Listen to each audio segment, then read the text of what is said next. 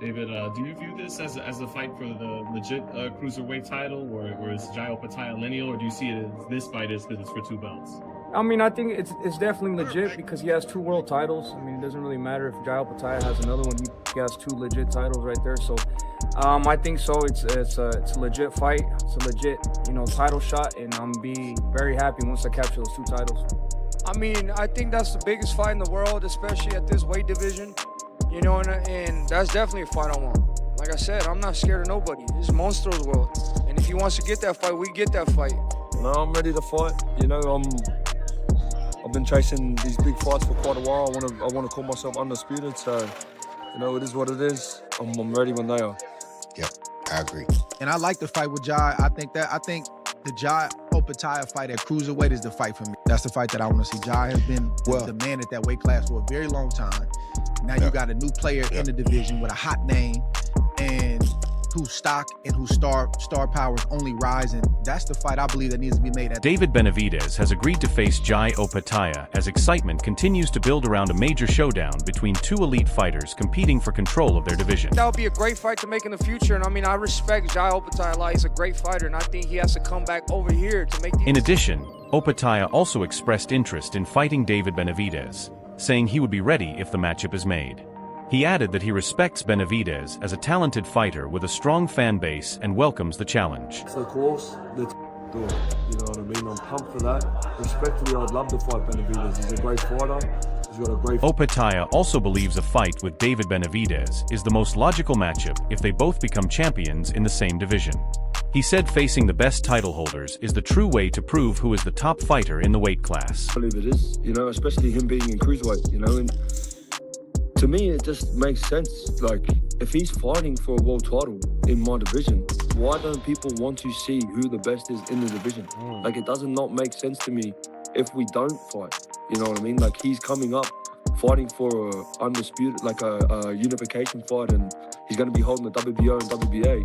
It just doesn't make sense to me that... Adding another viewpoint, Max Kellerman said David Benavidez has not yet landed a defining title fight against champions such as Canelo Alvarez, Dimitri Bivol, or Artur Beterbiev. He also described Jai Opetaia as an active champion who continues to face elite competition. The way I figure things, has never actually been the champion of a division. Not his fault.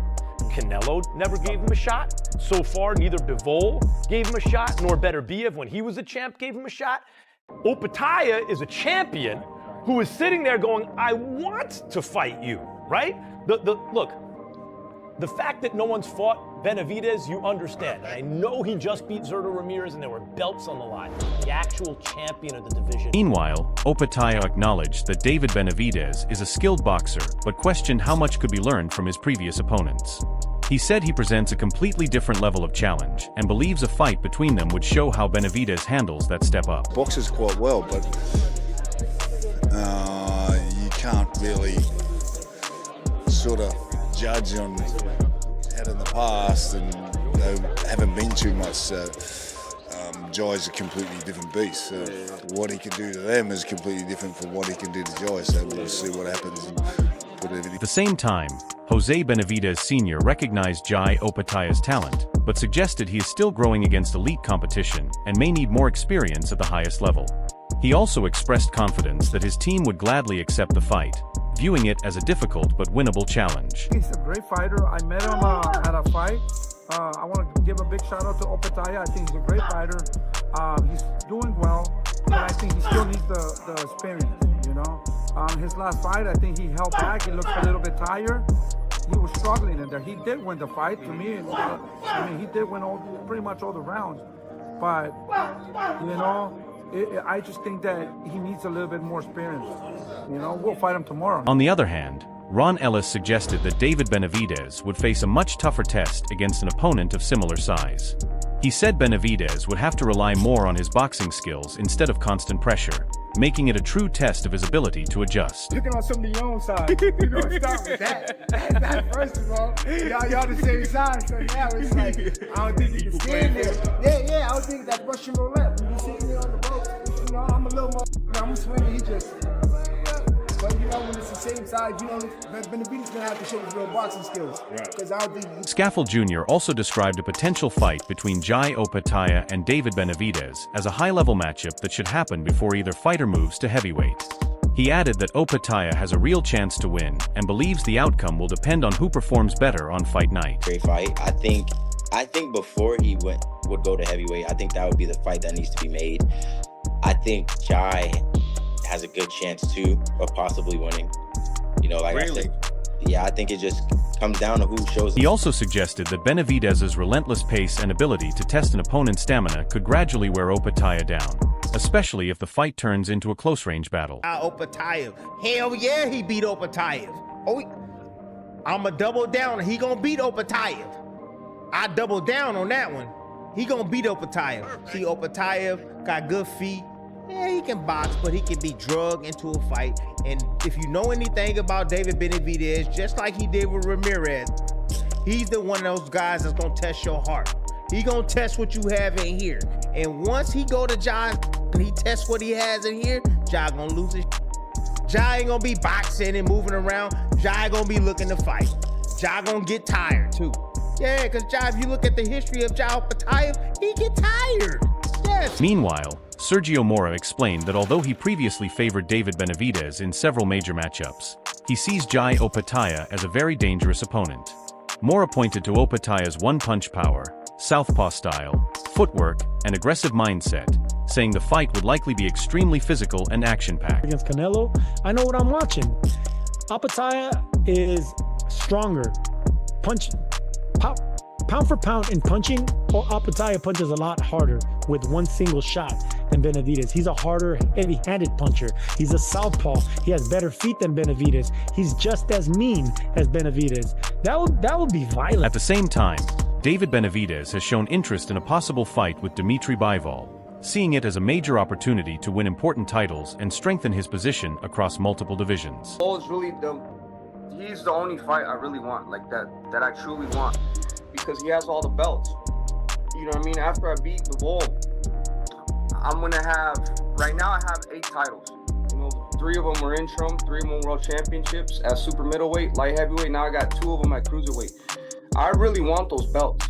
I want those accolades. So that's so. Benavidez has also made it clear that he is willing to compete from light heavyweight up to cruiserweight if the matchups are meaningful.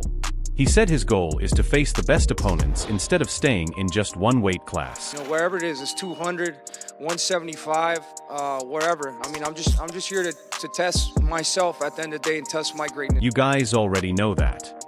100%. Whether it's at 200 pounds, 175 pounds, or wherever, I'm here to test myself and see just how great I can be. And I want his belt, and I wanna defend my belt, and I wanna be. Meanwhile, Dimitri Bivol acknowledged David Benavidez's ambition, saying top fighters are expected to chase major titles and continue facing elite competition. He added that this mindset is what creates meaningful and exciting fights. He's the best. I would love to fight Bivol because he beat Canelo. He beat Zurdo Ramirez. So if we can beat the one that beat the one, those are the fights that we want to look for. We don't want no tune-ups, and you see David never wants tune-ups. He wants to fight the best. So we're here to fight the best at cruiserweight or... Building on that, Jose Benavidez Sr. outlined a plan centered on immediate elite-level competition for David Benavidez. Rather than taking gradual step-up fights, he prefers pursuing major challenges across multiple divisions, targeting career-defining opponents at light heavyweight and cruiserweight to strengthen David's legacy. How good? Godzic is decent. He's strong, old. I don't think Benavidez is a 175 fighter. I don't think he beats Beterbiev. I don't think he beats Bivol. But I think he's very hard to beat at 168. I think that's where a lot of it... On the other hand, Eddie Hearn praised David Benavidez's strengths but questioned whether his style would be just as effective at light heavyweight. He suggested Benavidez looks most dominant at super middleweight, where his size and relentless pressure are more difficult to deal with, while noting that a fight with Dimitri Bivol at a higher weight would present a much tougher challenge. Now it's your turn. Who do you think comes out on top when these two styles meet at the highest level? Share your prediction in the comments below. If you enjoyed this video, don't forget to like, subscribe, and turn on notifications for more boxing news and breakdowns. Thanks for watching. and we'll see you in the next one.